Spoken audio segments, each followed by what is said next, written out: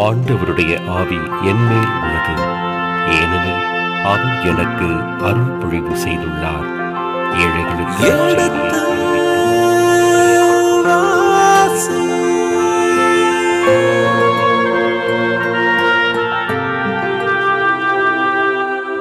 எடுத்து வாசி.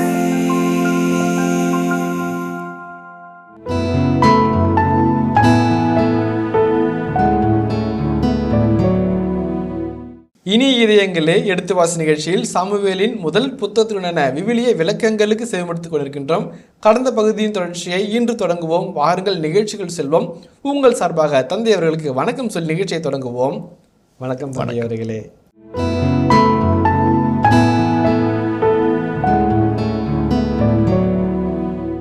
ஒரு விதை வாங்குறோன்னு வச்சுங்களேன், எப்படி நீங்கள் விதை வாங்குவீங்க?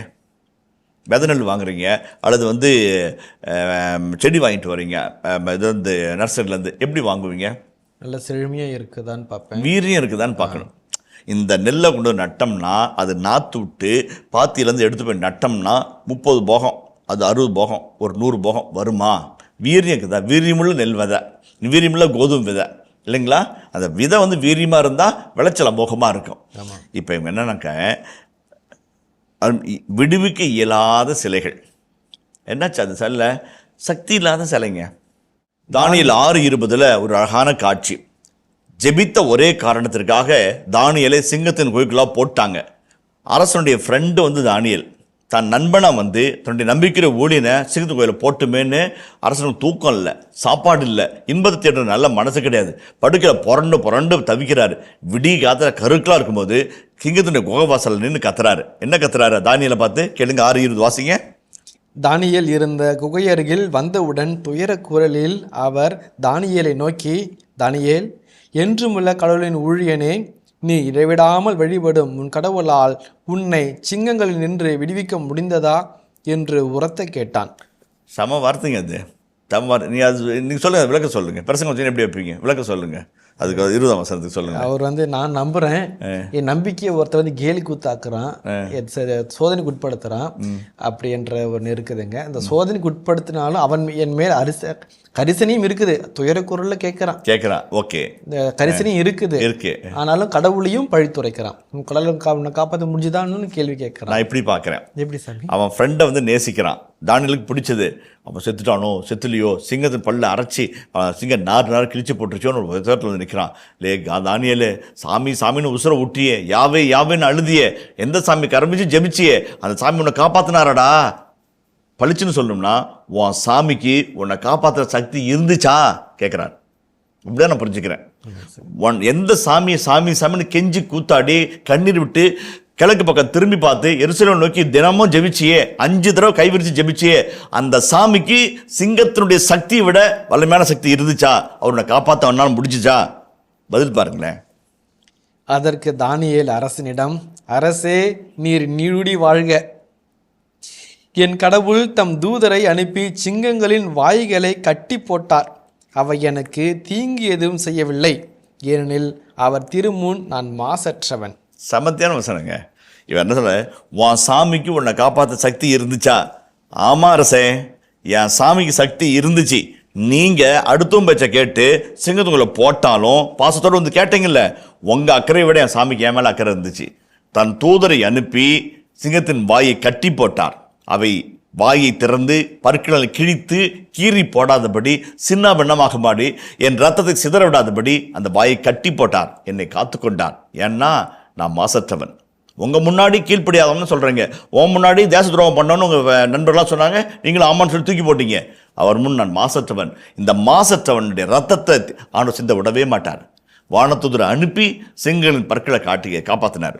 இது எதுக்கு சொல்கிறேன்னாக்க, தன்னை நோக்கி அள்ளும் பகலும் ஜெபிக்கிற, கண்ணீர் விட்டு கதறுகிற தம் அடியாரை ஆண்டவர் ஒருபோதும் கைவிட மாட்டார். ஏன்னாக்க விவிலியத்தின் பல பக்கங்கள் இந்த வாக்குறுதி இருக்குது. தோபித்து நல்ல மனிதர், ஏழைகளுக்கு இறங்குகிறவர், தர்மம் கொடுக்கிறவர், அனாதை படங்களை உயிரை பணயம் வைத்து அடக்கம் செய்கிறவர், அரசன் ஆணைக்கு மீறியும் நன்மை செய்கிற தர்மம் செய்கிற ஒரு நல்ல மனிதர். அவருடைய கண் பார்வை போச்சு, பொருள் சொத்து போச்சு, உடல்நலம் குன்றி போச்சு, கட்டின மனைவியை காரி துப்புறாங்க. ஆனால் ஆண்டவர் நம்பி இருந்தார். ஆண்டவர் எப்படி அவரை காப்பாற்றினார்? அப்படி இப்படின்னு காப்பாற்றலை. தன் 7 தூதர்களின் ஒன்றான ரஃபாயல் தூதர் அனுப்பி காப்பாற்றினர். தாம் முன்னாடி பணிபுரிகிற மாட்சிமைக்குரிய 7 தூதர்கள், அதிதூதர்கள் 7 தூதர்களில் ஒருத்தர் அனுப்பினார். அப்போனா அந்த தூதரையே அனுப்புகிறாருன்னா அந்த பையனை, அந்த மனுஷரை அவர் எவ்வளோ மதிச்சிருப்பார். அவனுடைய கண்ணீருக்கு விலை உண்டு. அதான் ஏசியா புத்தகத்தில் கூட சொல்லுவாங்க, எசேக்கியா அழாதே, ஆண்டவருடைய கண்ணீரை கண்டார், உன் வாழ்நாளில் 15 ஆண்டுகளை கூட்டி கொடுத்தார். ஆகாரை பார்த்து சொல்றாரு, ஆகார் அழாதே, உன் கதறலை ஆண்டவர் கேட்டார், பிள்ளை சாகாவிற்கு மன்னம் அங்கே இருக்கிற ஊற்றிலிருந்து தண்ணீரை பருகுவாய், பிள்ளைக்கும் கொடுப்பாய் என்று சொல்லி உயிர் பிச்சை கொடுக்கறதை பார்க்கிறார். நம்ம அடுத்தது புரிஞ்சக்கூடிய ஒன்று, எனக்காக மன்றாடுன்னு கேட்ட மக்களை ஆண்டவருக்கு ஒப்பு கொடுத்து சாமியில் ஜெபிச்சார் இல்லைங்களா? சாமியில் ஆண்டவருக்கு பணி புரிஞ்சார். இடி மின்னணும் விழுன்னு சொன்னார். ஆண்டவர் இல்லாத அந்த ஜெபத்தை கேட்டுக்கிட்டே இருக்கிற கடவுளாக இருக்கிறார். இந்த 25 வசனங்கள் நம்ம காண்ற அழகான காட்சி, தம்மை நோக்கி ஜெபிக்கும் ஒவ்வொருடைய ஜெபத்தையும் கேட்கிற கடவுளாக இருக்கிறார். அதான் இப்போ யோபு 19 அதிகாரத்தில் 25ஆம் வசனம், என் மீட்பர் உயிரோடு இருக்கிறார், என்னை மீட்கிறவர் உயிரோடு இருக்கிறார்னு இன்னொரு மொழிபெயர்ப்பு சொல்லுது. அதாங்க அருமையான ஜெபம். அந்த நம்பிக்கை தான் நங்கூரம். எந்த அந்த கப்பலை எந்த புயல், சூறைக்காட்டு, ஹரிகோன், சைக்ளோன், நத்திங் கேன் ஷேக். அதான் தானியேல், அதான் அந்த பகுதி முழுமனதோடு வழிபட்டாக்க பயனற்றவைகளில், உங்கள் பயனற்ற சிலைகளை, உங்களை விடுவிக்க இயலாத சிலைகளை ஏன் வழிபட்டு இருக்கிறீங்க? விடுவிக்கிற ஆண்டு இருக்கிறார். செங்கடல் உனக்காக கிழிக்கிறார், வானத்தை அப்படி திறந்து வச்சு கொட்டு மண்ணாவை கொட்டு பொதிக்க போஷிக்கிறாரு. நீ தூங்குனா பயந்துக்கோன்னு சொல்லிட்டு நெருப்பா பக்கத்தில் நிற்கிறாரு. நடந்தீங்கன்னா கால் சுடாருன்னு மணல்ல மேகத்தூரா நிற்கிறாரு. நீ தவிச்ச வாய்க்கு தண்ணின்னா பாறையை உடைச்சி தண்ணி கொட்டுறாரு. என்னங்க வேணும் உனக்கு? இதுதான் ஏபிள் காட். நம்ம நிறைய சமயத்தில் விடுவிக்க இயலாத கடவுளை தேடி போகிறோம். பணத்தை கடவுளாக நினைக்கிறோம், அது விடுவிக்குன்னு நினைக்கிறோம். நம்முடைய ஆள் பலத்தை, அதிகார பலத்தை, பணபலத்தை, பதவி பலத்தை, இருக்கைகளை பெருசாக நினைக்கிறோம். அது கடவுளுக்கு மேலான சக்தின்னு நினைக்கிறோம். கடவுள் அதான் பயனற்ற விடுவிக்க இல்லாத சிலைகளை நீங்கள் தேடி போகாதீங்க. அதான் எரேமியா 2:13 ஒரு அது பிரம்மஸ்திரம். அது பயங்கரமான ஒரு வெப்பன். நம்ம உள்ளத்தை துவைச்சு சிந்தித்து சீர்தூக்கி பார்க்கக்கூடியது. உயிருள்ள பொங்கி வழி மூற்றாக என்னை புறக்கணித்தார்கள், தண்ணீரே தேங்காத உடைந்த குட்டைகளை தங்களுக்கென்று கட்டி கொண்டார்கள். அதுதான் நம்முடைய சின்ன சின்ன குட்டி தெய்வங்களை அடையாளம் கண்டு அப்புறப்படுத்தினோம்னா வாழ்வு வளமாகும், நம்முடைய ஆன்மீகம் தெய்வீகமாகும். அதான் அழகான செய்தி இந்த பகுதியில் சொல்லப்படுகிறது என்பதை நாம் கண்டுகொள்ள வேண்டும். அடுத்து வாசிங்களேன், 22. தம் மாபெரும் பெயரின் பொருட்டு ஆண்டவர் தம் மக்களை புறக்கணிக்க மாட்டார், ஏனெனில் உங்களை தம் மக்களாக்க அவரே திருவுளங்கொண்டார். 2 காட்சி. இது 22, 23 வசனம் மிகச் சிறப்பான ஒரு வசனம். ஆண்டவர் உங்களை விடுவிக்கிறது உங்கள் ஜபத்தினால மட்டும் இல்லை, உங்களுடைய மன்றாட்டினால மட்டும் இல்லை, உங்களுடைய கண்ணீர் கிடந்த கதறினால மட்டும் இல்லை. உன்னை விடுவிக்கிறது எனக்கு மான பிரச்சனை. புரியுதுங்களா நான் சொல்கிறது? அந்த மோசே ஆண்டோடு வழக்காடுவார். விடு, இந்த மக்களை நான் அழிக்கப் போகிறேன், இவர்கள் வணங்கா கழுத்தை கொண்டவர்கள், இறைவன்பாக மண்டியிட தெரியாதவர்கள், பணிந்து நடக்க விருப்பமில்லாதவர்கள், அழிக்கிறேன் என்று சொல்வார். அப்போ மோசே ஒரு வார்த்தை சொல்வார், ஆண்டவரே நீங்கள் அழிச்சிட்டாக்க அந்த எகிப்தில் என்ன சொல்லுவாங்க, எகிப்தில் கல்றா இல்லைன்னு பாலவிந்து கூட்டு போய் அவரை சாகடிச்சிக்கிறாங்க ஏன்னு சொல்ல மாட்டாங்களா? அது யாருக்கு கெட்ட பேர்? உங்களுக்கு தாங்க இறக்கமாக இருக்குன்னு சொல்லி பேசுவார். பரிந்துரை பேசுவார்கள், அழகாக பேசுவார். பரிந்துரைக்குன்னு ஒரு அழகான ஒரு தன்மை இருக்குது. அதை மோசே தட்டி கொடுத்து அந்த உணர்வை சுண்டி பார்த்து ஆண்டோட பரிந்து பேசுவார். இந்த இடத்துல அழகாக சொல்வார், உன்னை மீட்பது என்பது என் மான பிரச்சனை. ஒருவேளை ஒன்று நான் மீட்காமல் விட்டுறேன்னு வச்சுக்கோமே, அந்த பாகாலின் தெய்வம், அந்த அஷரத்தின் தெய்வங்கள், அந்த மாருதுக்கின் தெய்வம், அந்த தாகோனின் தெய்வம், அவங்கெல்லாம் நம்மளை கேள்வி பேசுவாங்க. யாவைக்கு சக்தி இல்லை, பார்த்தா விட்டாரு அப்படிம்பாங்க. என் பெயரின் மாட்சியின் பொருட்டு உன்னை நான் விடுவிப்பேன். அதான் ஏசியா புத்தகத்தில் 43 அதிகாரம் பாடுங்க, எடுங்களேன். 43, 1, 2, 4 வசனத்தை வாசிங்களேன். யாக்கோபே, உன்னை படைத்தவரும் இஸ்ரவேலை உன்னை உருவாக்கியவருமான ஆண்டவர் இப்பொழுது இவ்வாறு கூறுகிறார். என்ன சொல்றாரு? அஞ்சாதே, ஃபியர் நாட், அல்தீரா.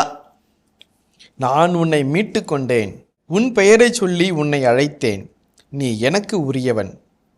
நீர்நிலைகள் வழியாக நீ செல்லும்போது நான் உன்னோடு இருப்பேன், ஆறுகளை கடந்து போகும்போது அவை உன்னை மூழ்கடிக்க மாட்டார், தீயில் நடந்தாலும் சுட்டெரிக்கப்பட மாட்டாய், நெருப்பு உன் மேல் பற்றி எரியாது. அந்த 2 வசனம் ரொம்ப அழகான வசனம். அது அஞ்சாதே, நான் உன்னை மீட்டு கொண்டேன் இல்லைங்களா, உன் பெயரை சொல்லி அழைத்தேன். அந்த ஒரு வார்த்தை இருக்கு பாருங்க, அந்த வார்த்தைக்காக சாகிற வரைக்கும் சாமிக்கு சேவை செய்யலாம். என்ன சொல்கிறாரு? யூ ஆர் மைன். கல்யாணம் கட்ட புதுசில் பொண்டாட்டி சொல்லும், என் புருஷன் தான் எனக்கு மட்டும்தான். ஒரு ஃபோன் வந்தால் முகம் சினுங்கும், கொஞ்சம் எச்சா பேசினார்னாக்க ஏங்க யாருங்க அப்படிங்கும். சொல்லுவாங்களா சொல்ல மாட்டாங்களா?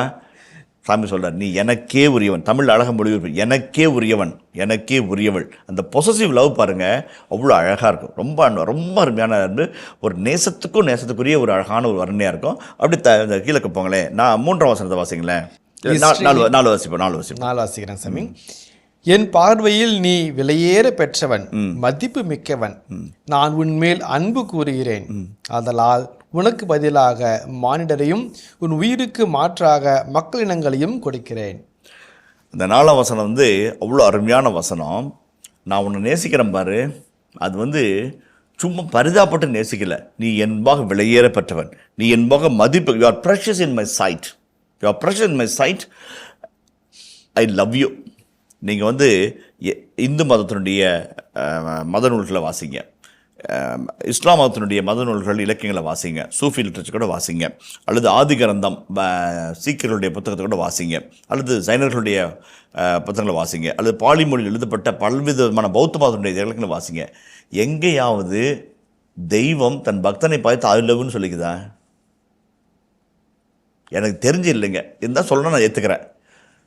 நான் உன் மீது அன்பு கூறுகிறேன். அதுக்கு இங்கிலீஷில் போடுங்க, ஐ லவ் யூ.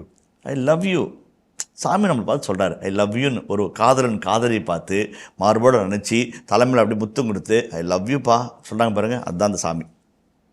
எவ்வளோ அழகான ஒரு வாழ்க்கையாக பாருங்கள். நம்மளை பரிதாபப்பட்டு பிச்சை போடுற சாமி கிடையாது, நம்மளை உயர்த்தி வச்சு நம்ம நேசிக்கிற சாமி. அதுதான் ஐ லவ் யூன்றார். யூ ஆர் மைன். ஒரு பொண்டாட்டி புருஷனை பார்த்து சொல்கிற மாதிரி, ஒரு புருஷன் பொண்டாட்டி பார்த்து சொல்கிற மாதிரி, ஒரு காதலன் காதலி பார்த்து சொல்கிற மாதிரி, நீ எனக்கே உரியவள், உன் மேலே எவனும் கை வைக்கக்கூடாது. எவ்வளோ அழகான ஒரு கடவுள். நம்மை நேசிக்கிற, மதிக்கிற, மதிப்பினால் வருகிற அன்பினால் காக்கிற, காப்பாற்றல் வருகிற அருளை பொழிகிற ஒரு அழகான கடவுளை சாமி படம் பிடித்து காட்டுகிறார். பயனற்ற செயல்களை, விடுவிக்க இயலாத செயல்களை வழிபட்டு நீங்கள் வீணாக போகிறீங்க.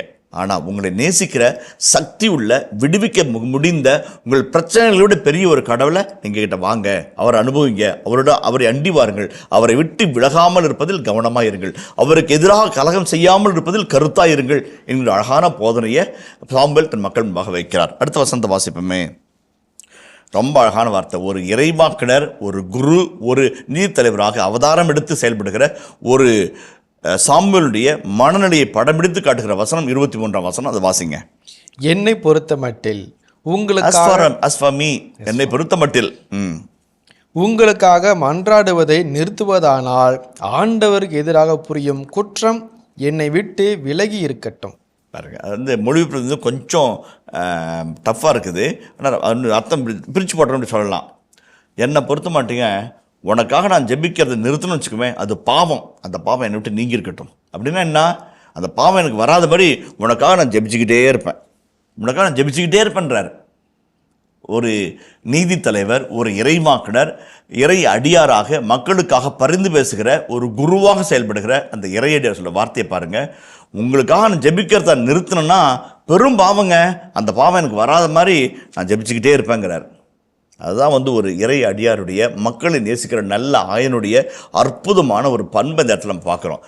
பல வசனங்கள் அந்த சாமுவேலுடைய மனநிலையை, அவருடைய உயிர்நிலையை, காண்டோல் பால் பற்றிய அன்பை, தன் பணியின் பால் பற்ற தாகத்தை விளக்கி சொல்கிற வசனங்கள் இருக்குது. இந்த ஒரு வசனம் என்னை அப்படியே உலுக்கி போடுது. உங்களுக்காக நான் ஜெபிக்காமல் இருந்தேன்னா பெரும் பாவம், அந்த பாவம் என் தலைமையில் விழாதபடி இருக்கட்டும் சாமி, ஐயோ அப்படிங்கிறார். எவ்வளோ அழகான ஒரு வசனம் பாருங்கள். பவுலடிகள் கூட சொல்லுவார், நான் கேட்டேன்னா உன் கண்ணை பிடுங்கி கொடுப்பீங்க, அந்தளவுக்கு உங்களுக்கு மேலே அன்பு. உங்களை நினைக்கும் போதெல்லாம் நான் தந்தையாம் கடவுளுக்கு அல்லும் பகலும் நன்றி கூறிக்கொண்டே இருக்கிறேன். நான் சொன்ன வார்த்தையை, நான் வார்த்தையே இல்லாமல் கடவுளுடைய வார்த்தையை ஏற்றுக்கிட்டீங்க, அதுபடி இன்றைக்கும் வாழ்ந்து வரீங்க. பவுலுடைய தன்னுடைய மக்களை பார்த்து பெருமிதம் அடைச்சி அவருடைய பூரிச்சு போய் உங்களுக்காக நான் ஜெபிச்சுக்கிட்டே இருப்பேன் அப்படின்னு சொல்வார். அதான் ஒரு அழகான ஒரு ஆன்மீகம், ஒரு தலைமைத்துவ ஆன்மீகம். நிறைய சமயத்தில் தலைவர்கள் என்பவர்கள் போராளிகள், தலைவர்கள் என்பவர்கள் நீதியின் குரல்கள், தலைவர்கள் என்பவர்கள் வழிகாட்டுகள், தலைவர்கள் என்பது ஆயர்கள் என்று நாம் பார்க்குறோம். இந்த இடத்துல தலைவர்கள் என்பவர்கள் ஜெபிக்கிறவர்கள், ஜெபித்து தன் மந்தையை ஜெயிக்க வைக்கக்கூடிய வல்லமையான தலைவர்கள் நமக்கு வந்தால் நம்ம ஜெயிப்போம். மோசே செஞ்சார், யோசுவா செஞ்சார், சாமுவேல் செஞ்சார், இயேசு செஞ்சார். தந்தையே என்னிடம் ஒப்படைத்துள்ள ஒருவரும் அழியாதும் பெற்று காக்கும்படி வேண்டினேன். பிரின்ஸ்லி பிளேயர் யோவான் 17ஆம் அதிகாரத்தில் அந்த ஜெபிக்கிற ஒரு தன்மை தலைமைத்துவத்துக்குள்ளாக வந்துச்சு அப்படின்னா தலைமைத்துவத்துக்கு எந்த விதத்திலும் பங்கம் வராது, தலைமைத்துவத்துக்கு எந்த மாசம் வராது. ஒவ்வொரு நாளும் தன்னிடம் ஒப்படைக்கப்பட்ட அது மரியன் சானியின் தலைவர்களாக இருக்கட்டும், அல்லது பிரான்சிஸ்கன் 3ஆம் சபையினுடைய தலைவர்களாக இருக்கட்டும், அல்லது பீடப்பணியாளர்களின் தலைவர்களாக இருக்கட்டும், அல்லது மறைக்கலுடைய ஆசிரியர்களாக இருக்கட்டும், அல்லது வந்து வின்சென்ட் தம்பையுடைய தலைவர்களாக இருக்கட்டும், நிறையா தர்மம், நிறையா தானம், நல்லா ப்ரொசஷன், வீடோட மாதத்தை எடுத்துகிட்டு போகிறது நன்று. ஆனால் ஒவ்வொரு அங்கத்தினர்களுக்காகவும் நாங்கள் சந்திக்கிற ஒவ்வொருத்தருக்காகவும் ஜெபிக்கணும். ஜெபிச்சு அந்த சேனையவே சேனையாக மாற்றணும். மாதா பார்த்து என்ன சொல்கிறோம்? சந்திரனை போல் அழகு வாய்ந்தவளாய், சூரியனை போல் ஒளிவுள்ளவாய், போர்முனையில் அணிவகுத்து நிற்கும் படையை போல் அச்சம் தருகிறவளாய். அவ்வளோ வல்லம் அந்த அம்மாவுக்கு. அந்த வல்லமையை ஜெபத்தில் கொண்டு வந்து மக்கள்கிட்ட கொடுக்கணும். அப்போ தான் அந்த மரியன் சேனை சேனையாக மாறும். அந்த ஜெபிக்கும் தலைவர்கள் நமக்கு கிடைக்கணும். அதான் சாமுவேல் வந்து தன்னுடைய வாழ்வால், தன்னுடைய சொல்லால், தன்னுடைய வார்த்தைகளினால் கூட தன்னை எப்படி படிப்பித்து காட்டுகிறார்? உங்களுக்காக ஜெபிக்கிற தலைவன் நான், உங்களை காக்கிற ஆண்டவர் அங்கே இருக்கிறார், அந்த ஆண்டவரை காக்க வைக்கும்படி ஜெபிக்கும் தலைவன் நான் என்று தன்னை அடையாளம் காட்டுகிறார். இந்த தலைவருக்கு இணையாக சவுலோ, தாவீதோ, சாலமோனோ வரவே முடியாது. அவங்களாம் தனித்து அவங்களுடைய யூனிக்னஸ் இருக்கலாம், ஆனால் இவருடைய யூனிக்னஸ் இவருக்கே சொந்தமானது. இந்த ஜெபத்தினால் வருகின்ற அந்த தனித்துவத்தை யாரும் தட்டி பறிக்க முடியாது என்பது இந்த வசனம் அழகாக சொல்லுது. ரொம்ப அழகான வசனம். அதை வந்து ஒரு இம்ப்ளிகேட்டிவ் கர்ஸாக சொல்கிறார்.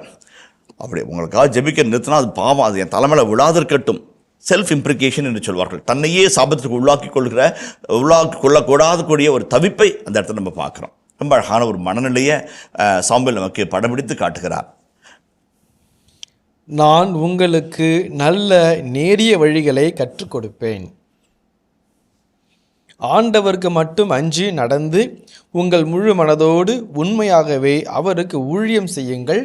அவர் உங்களுக்கு ஆற்றிய மாபெரும் செயல்களை நினைத்து பாருங்கள். அந்த 21ஆம் வசனம் இறுதி பகுதி வந்து நான் உங்களுக்கு நல்ல நேரிய வழிகளை கற்றுக் கொடுப்பேன். இது வந்து முதல் வசனம். இந்த வசனத்துடைய செய்தி மட்டும் சொல்லிட்டு நம்ம 24 கடந்து போவோம்.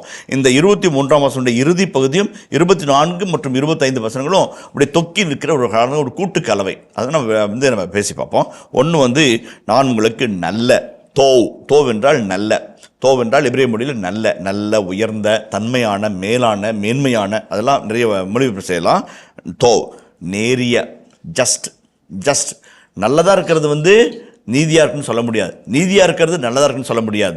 நீதி என்பது கசப்பு மாத்திரையை போல, விழுங்கினால்தான் குணம் வரும், அப்படி கொடுக்கலாம். நல்ல நேரிய ரெண்டும் அழகாக சொல்கிறாரு.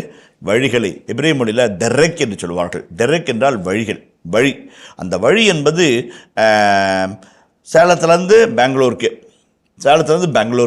சேலம், தர்மபுரி, ஒசூர், அத்திப்பள்ளி, பெங்களூரு, இது வழி, வாய் வழி அல்லது தரை வழி. அந்த வழி சொல்லலை, வாழ்வின் வழி சொல்லு. டெரெக் என்பதற்கு சாதாரண நடந்து போகிற பாதை மட்டுமல்ல, வாழ்வின் வழியும். ஆண்டவரே, நான் உம்மை வருத்தும் வழிகளில் நடக்கிறேனா என்று என்னை சோதித்து பாரும். திருப்பாடல் 139 சொல்லுது. வருத்தும் வழிகளில். இப்போ நான் நடக்கிற வாழ்வின் நெறியை தான் இந்த பகுதி சொல்லுது. நான் உங்களுக்கு நல்ல நேரிய வழிகளை கற்றுக் கொடுப்பேன். 3 வார்த்தையில் முக்கியமாகுது. நல்ல, நேரிய 2 வார்த்தை இருக்குது. 3வது வந்து கற்றுக் கொடுப்பேன்.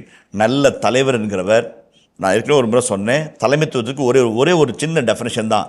Leader is the one who knows the way, shows the way, goes the way. நல்ல வழிகளை அவன் தெரிந்திருப்பான், நல்ல வழிகளில் மக்களை நடத்துவான், அந்த வழிகளில் தானும் நடந்து செல்வான். knows the way, shows the way, goes the way. அதான் ஒரு நல்ல தலைமைத்தினுடைய அழகான வரையறையாக உளவியலாளர்கள் சொல்லுகிறார்கள். சாமுவேல் அதான் சொல்கிறாரு, நல்ல நேரிய வழிகளை கற்றுக் கொடுப்பேன், அந்த வழிகளை உங்களை நடத்துவேன். ஏன்னா அவர் நடக்கிறார் அங்கே. அதனால தான் இயேசு சொன்னார், நானே வழி. ஏகோ ஓதோஸ், நானே வழி, உண்மை, சத்தியம், வாழ்வு என்று கொடுத்துட்டு போகிறாரு. இதான் நல்ல வழிகளை, நேரிய வழியை கற்றுத்தருவேன். இன்றைக்கி வந்து நிறைய சமயத்தில் வழிகாட்டுறோம், குறுக்கு வழிகளை காட்டுறோம், பசப்பு வழிகளை காட்டுறோம், ஏமாத்த வழிகளை காட்டுறோம், தந்திரமான வழிகளை காட்டுறோம், பசப்பு வழிகளை காட்டுறோம். நேரிய நல்ல வழிகளை காட்டுறோமா? நல்ல தலைவன் நல்ல வழிகளை, நேரிய வழிகளை கற்றுக் கொடுப்பான். 2 காரியம் இதில். ஒன்று, நல்லது எது நெறியதுன்னு அவனுக்கு தெரியணும், அவன் நடக்கணும், நடந்து வழிகாட்டணும். சாமுவேல் செய்கிறார். நேரி வழிகளில் ஆண்டவர் விட்டு விலகாமல் அதனுடைய வார்த்தைகளை ஒருபோதும் தரையில் விழவிடாத ஆண்டவரை தாங்கி பிடிக்கிற ஒரு பெட்டகமாக சாமுவேல் ஆண்டுடைய வழிகளில் நடந்தார். அந்த வழிகளில் மக்களுக்கு கற்றுத்தருகிறார். அந்த வழிகளில் மக்கள் நடக்க வற்புறுத்துகிறார், அவர்களை வழிநடக்க வைக்கிறார்.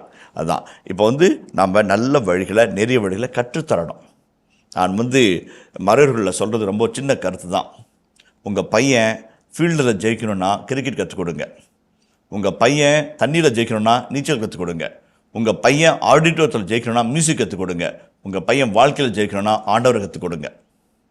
நிறைய சமயத்தில் மியூசிக்கு, சிலம்பாட்டம், ஜூடோ அல்லது பரதநாட்டியம் அல்லது செஸ்ஸு அல்லது நீச்சல் எல்லாத்தையும் கற்றுக் கொடுப்போம், ஆண்டவரை கற்றுக் கொடுக்க மாட்டோம்.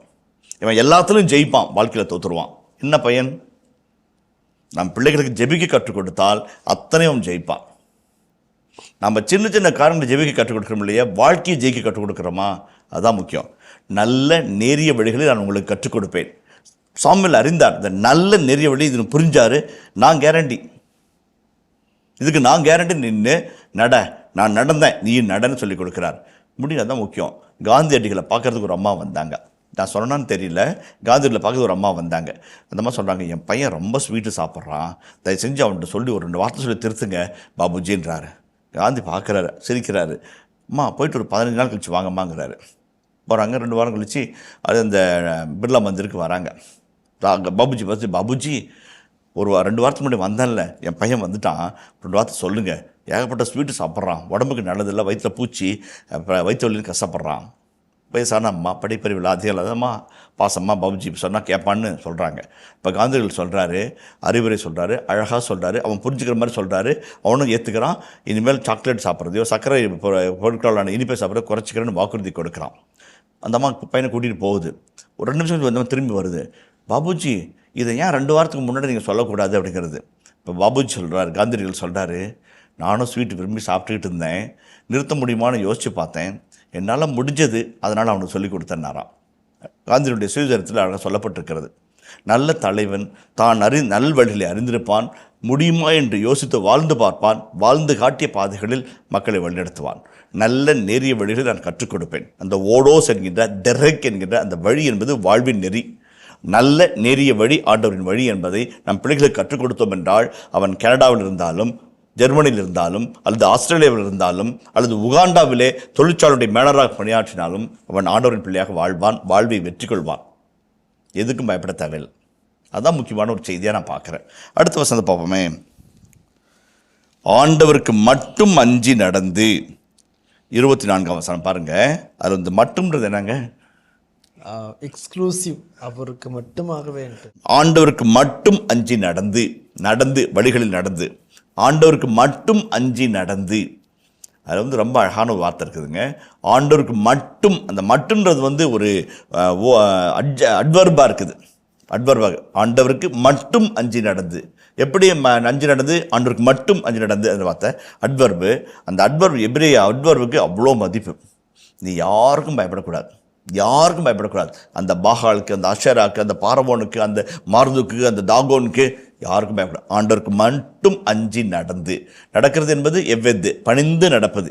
வார்த்தையை ஏற்கனவே பயன்படுத்திட்டாங்க. ஆண்டவருக்கு அஞ்சி அவருக்கு மட்டும் பணிந்து நடந்து அவருடைய வழிகளில் வாழ்வாய் என்றாள். அது ரொம்ப முக்கியம். இனிய இதயங்களே, எடுத்து வாசி நிகழ்ச்சியில் சாமுவேலின் முதல் புத்தகத்துடனான விவிலிய இறை வசனங்களுக்கு செவிமடுத்துக் கொண்டிருக்கின்றோம். இதன் தொடர்ச்சியை மீண்டும் அடுத்த பகுதியில் பார்ப்போம். அதுவரை இணைந்திருங்கள். இயேசுவுக்கே புகழ், இயேசுவுக்கே நன்றி, மரியே வாழ்க. 530 மக்கள் நாடு கடத்தப்பட்டார்கள். கண்கள் பிடிக்கப்பட்டு, சங்கிலிகளால் கட்டப்பட்டு, 800 மைல்கள் இழுத்துச் செல்லப்பட்டு அந்நிய நாட்டில் அகதிகளாய் வாழ்கிறார்கள். அந்த மக்கள் திரும்பி வரும்போது என்ன சொல்றாங்க? முடியாட்சி எதிர்ப்பு தத்துவத்தை அழகப்படி உள்ள சொல்லிக்கிட்டே வராரு. முடியாட்சியுடைய வரையறையை சொல்லிக்கிட்டே வராரு. நீங்களும் உன் அரசனும் அழிவீர்கள்.